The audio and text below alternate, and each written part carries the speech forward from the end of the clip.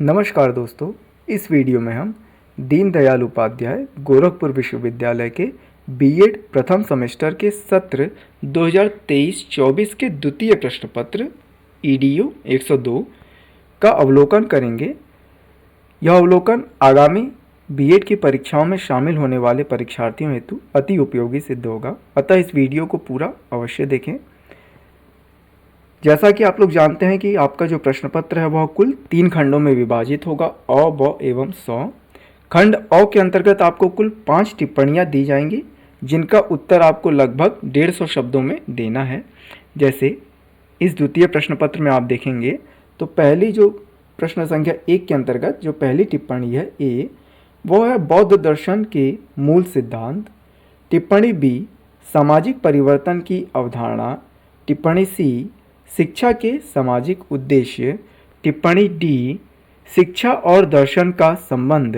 एवं लास्ट जो आपकी टिप्पणी है, टिप्पणी ई, पाठ्यचर्या और पाठ्यक्रम में अंतर।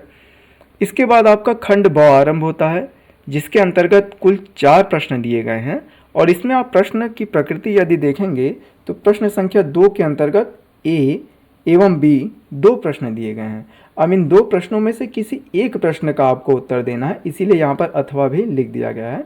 जैसे प्रश्न संख्या 2 का ए जो है वह है शिक्षा दर्शन का गत्यात्मक पक्ष है, स्पष्ट करें। या बी, शिक्षा में आदर्शवाद और प्रकृतिवाद के योगदान की विवेचना कीजिए। इन दोनों में से किसी एक प्रश्न का आपको उत्तर यहाँ पर देना है। इसी प्रकार से प्रश्न संख्या 3 में भी है। प्रश्न संख्या 3 का ए है शिक्षा के आदर्शवादी संप्रदाय के विचारों का मूल्यांकन कीजिए। अथवा प्रश्न संख्या 3 का बी आप देखेंगे समाजीकरण की प्रक्रिया में शिक्षक की भूमिका को स्पष्ट करें। प्रश्न संख्या 4 का ए है संस्कृति की परिभाषा दीजिए, शिक्षा का संस्कृति से संबंध बताइए। अथवा 4 का बी आप देखेंगे राष्ट्रीय एकता के विकास में मुख्य बाधक तत्व कौन कौन से हैं, स्पष्ट कीजिए।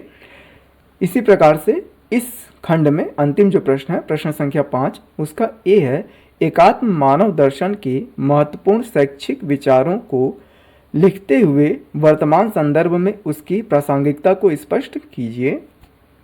अथवा बी है पाठ्यचर्या के विभिन्न प्रकारों का सामान्य परिचय दीजिए।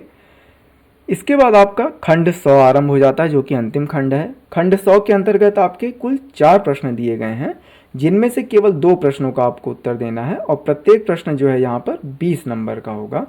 जैसे आप देखेंगे प्रश्न संख्या 6, आधुनिकीकरण से आप क्या समझते हैं, आधुनिकीकरण और शिक्षा में संबंध की विवेचना कीजिए।